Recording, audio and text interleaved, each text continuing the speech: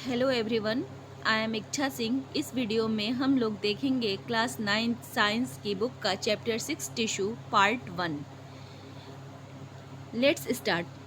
From the last chapter we recall that all living organism are made up of cells. जैसा कि हम लोगों ने पिछले चैप्टर सेल्स में ये पढ़ा था कि जो लिविंग ऑर्गेनिज्म होते हैं वो किससे बने होते हैं? सेल से। In unicellular organism, a single cell perform all basic functions. Unicellular organism, students पहले हम लोग ये जान लें कि यूनिसेलुलर ऑर्गेनिज्म क्या होते हैं। यूनिसेलुलर ऑर्गेनिज्म का मतलब होता है जो ऑर्गेनिज्म का भी मतलब आप लोग समझ लीजिए जीव, मतलब कि जो जीव सिर्फ एक सेल से बने होते हैं उन्हें बोलते हैं यूनिसेलुलर ऑर्गेनिज्म। ए सिंगल तो अब हम लोग इसका डेफिनेशन देखेंगे कि क्या होता है। In unicellular organism a single cell performs all basic functions. Unicellular organism में एक सिंगल सेल ही उनके सारे बेसिक जो फंक्शन होते हैं वो सारे को परफॉर्म करता है। For example in amoeba, amoeba में a single cell carries out movement, intake of food, gaseous exchange and excretion. Amoeba में क्या होता है कि एक सिंगल सेल्स होता है जो उसके मूवमेंट में, फूड को इनटेक करने में, गैसियस एक्सचेंज में एंड एक्सक्रीशन। एक्सक्रीशन का मतलब होता है डिस्चार्ज करना, जो भी वेस्ट मटेरियल्स होते हैं उसको डिस्चार्ज करना। तो अमीबा क्या करता है कि उसके अंदर सिर्फ एक सेल होते हैं जिसके थ्रू वो मूवमेंट भी करता है, इनटेक का फूड को मतलब इनटेक करता है, लेता है, gaseous exchange and excretion discharge, जो भी वेस्ट प्रोडक्ट होते हैं उनको डिस्चार्ज करता है। But in multi cellular organism there are million of cells. Most of these cells are specialized to carry out specific functions.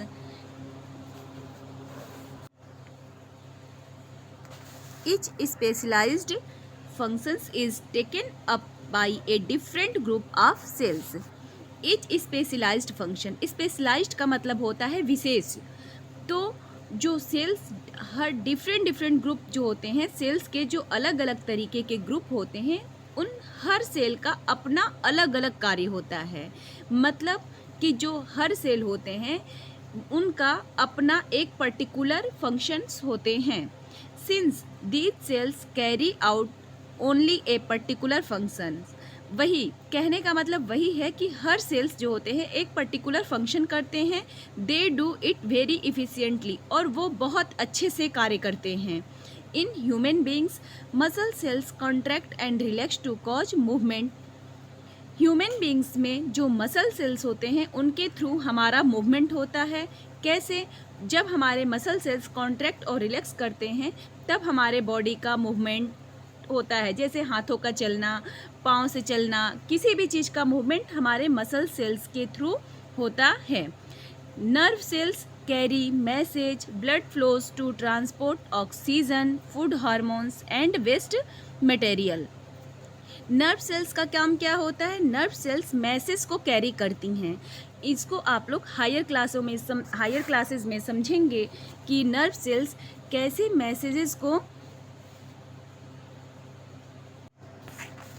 Nerve cells carry messages blood flows to transport oxygen, food hormones and waste material and so on. Nerve cells क्या करती हैं कि वो messages को हमारे body के through mind में ले जाती हैं। इसको आप लोग हायर क्लासेस में समझेंगे कि नर्व सेल मैसेजेस को कैसे रिएक्ट करती हैं हमारी बॉडी के अंदर। But blood flows to transport oxygen, food hormones and waste material and so on. Blood का फंक्शन तो आप लोग जान रहे होंगे कि ब्लड का काम होता है ऑक्सीजन को, फूड हार्मोन्स को और वेस्ट मटेरियल्स को ट्रांसपोर्ट करना।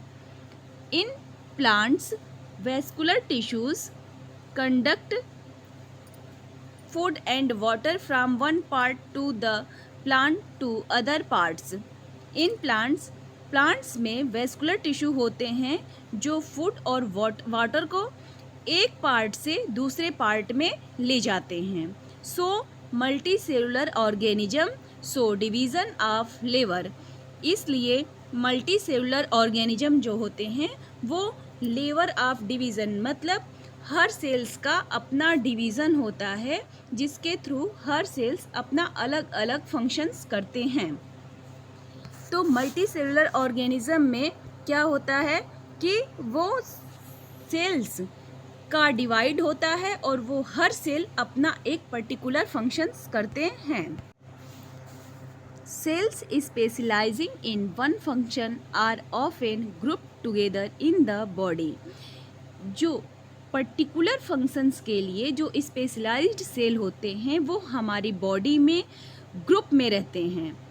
This means that a particular function is carried out by a cluster of cells at a definite place in the body.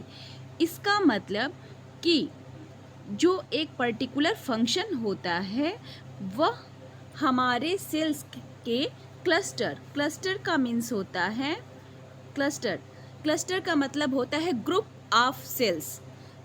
मतलब कि सेल्स के जो ग्रुप होते हैं वो हमारी बॉडी में एक डिफिनिट प्लेस में पर्टिकुलर फंक्शन करते हैं।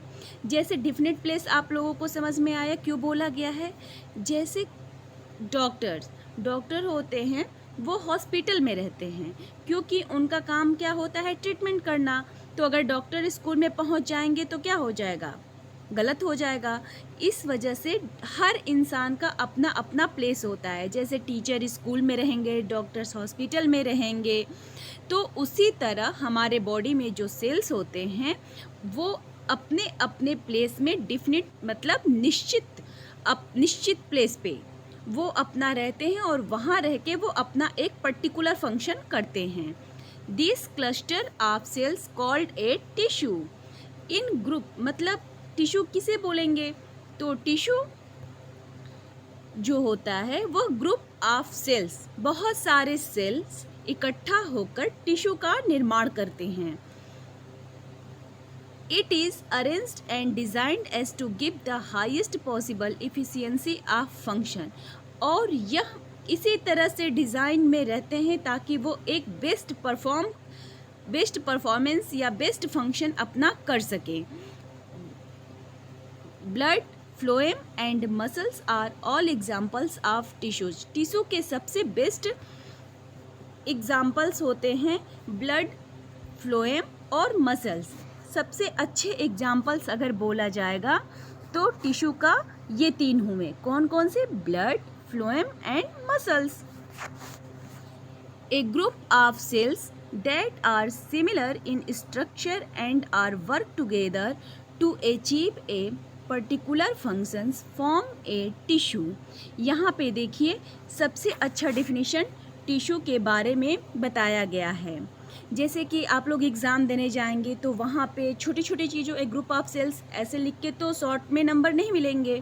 तो आप लोगों को वहाँ पे टिश्यू का अगर डिफिनीशन लिखना होगा तो सबसे बेस्ट डिफिनीशन ये है कि एक ग्रुप ऑफ सेल्स मतलब जो सेल्स का जो पूरा ग्रुप है that are similar in structure. वो स्ट्रक्चर में, स्ट्रक्चर का मतलब तो आप लोग समझ रहे होंगे कि स्ट्रक्चर का मतलब होता है संरचना। तो जो ग्रुप ऑफ सेल्स होते हैं वो स्ट्रक्चर में सिमिलर होंगे और वो वर्क भी एक पर्टिकुलर फंक्शन के लिए वो एक साथ कार्य करेंगे। इसे हम क्या बोलेंगे? Tissue. Tissue means a group of cells that are similar in structure and work together to achieve a particular function form a tissue. देखिए अब 6.1 एक्सरसाइज मतलब are plants and animals made up of same type of tissues. मतलब कि क्या plants और animals same tissue से, same तरह के टिश्यू से बने हैं? Let us compare their structure and functions. Do plants and animals have the same structure. हम कंपेयर कर रहे हैं कि उनके स्ट्रक्चर और फंक्शन कैसे सेम हैं। डू प्लांट्स, क्या प्लांट्स और एनिमल्स का सेम स्ट्रक्चर है? Do they both perform similar function, क्या वे दोनों बिल्कुल सेम फंक्शन करते हैं?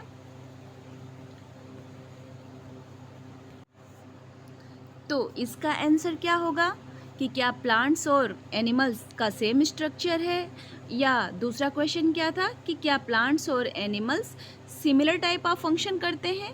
तो इसका आंसर हुआ नो, क्योंकि प्लांट्स जो होते हैं उनका अलग फंक्शन होता है, अलग स्ट्रक्चर होता है, और एनिमल्स का क्या होता है, अलग फंक्शन और अलग स्ट्रक्चर होता है। अब let's start. There are noticeable differences between the to.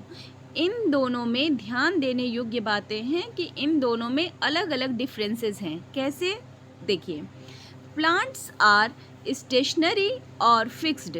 Plants क्या होते हैं, वो स्थिर होते हैं। दे डोंट मूव, वे मूव नहीं कर सकते। Since they have to upright, इसलिए वो हमेशा क्या रहते हैं, अपराइट मीन्स सीधे, हमेशा सीधे रहते हैं। They have a large quantity of supportive tissues, इनके अंदर सपोर्टिव का मतलब क्या होता है, सहायक मतलब एक दूसरे का सपोर्ट करने वाले। उनके अंदर क्या होता, they have a large quantity of supportive tissue, इनके अंदर बहुत सारी मात्रा में सपोर्टिव टिश्यू होते हैं। The supportive tissue generally has dead cells. अब ये सपोर्टिव टिश्यू कैसे होते हैं, तो ये जनरली डेड होते हैं। Animals on other hand and move around based on the dividing capacity of the tissues. Various plant tissue can be classified as growing or meristematic tissue and permanent tissue. जो tissues की dividing capacity है उसके आधार पर plants tissue को हम लोग दो तरीके से डिवाइड करते हैं। पहला जो होता है वो होता है मेरिस्टेमेटिक टिश्यू, इसको हम लोग ग्रोइंग टिश्यू के नाम से भी जानते हैं। और सेकंड क्या है, permanent tissue. Cell growth in animals is more uniform. जो एनिमल्स में सेल ग्रोथ होते हैं वो क्या होते हैं, समान। यूनिफॉर्म का मतलब होता है एक समान।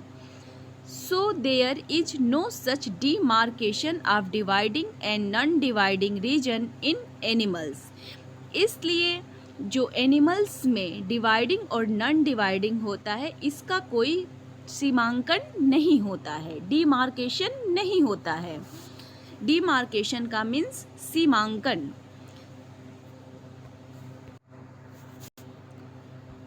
The structural organization of organs and organ system is far more specialized and localized in complex animals than even in very complex plants.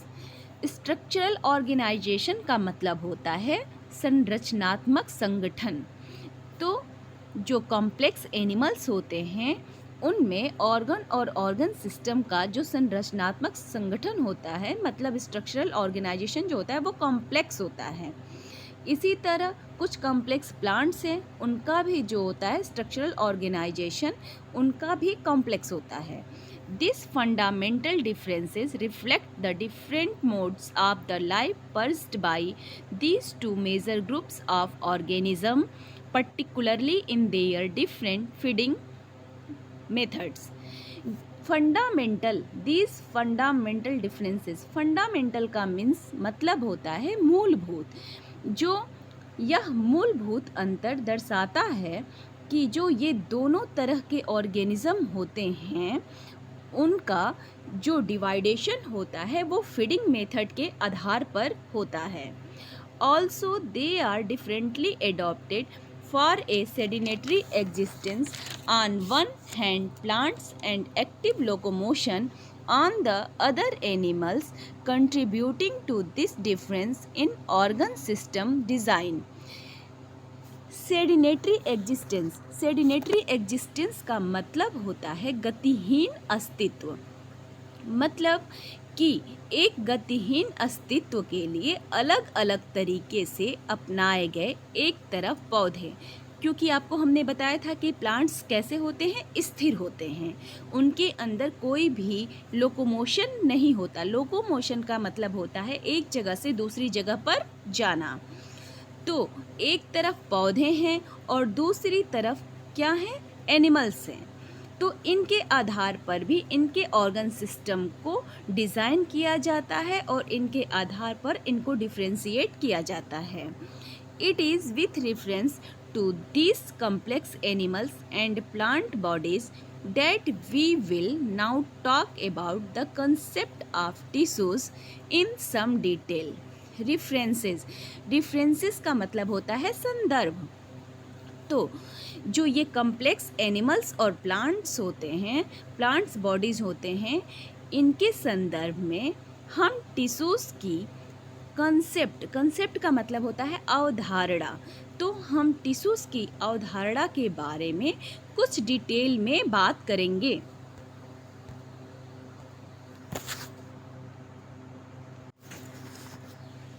Thank you students.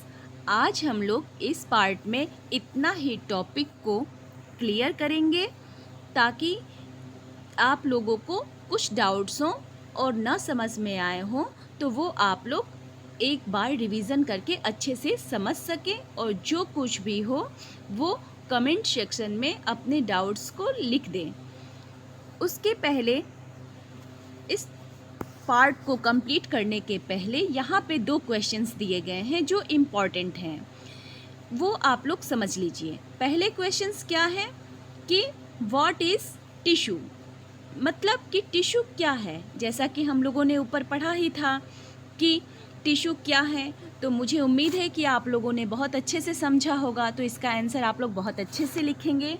और दूसरा क्वेश्चन है what is the utility of tissues in multi cellular organism. तो यहाँ पे utility का मतलब होता है उपयोगिता, उसका फंक्शन. तो इसके कहने का तात्पर्य है कि मल्टी सेलुलर ऑर्गेनिज्म में टिश्यूज़ की क्या उपयोगिता हैं. ओके स्टूडेंट्स, अगर आप लोगों को ये वीडियो अच्छा लगा हो तो आप लोग लाइक कर दीजिएगा, शेयर करिएगा और सब्सक्राइब कर दीजिएगा, बेल आइकन ऑल पे क्लिक कर दीजिएगा.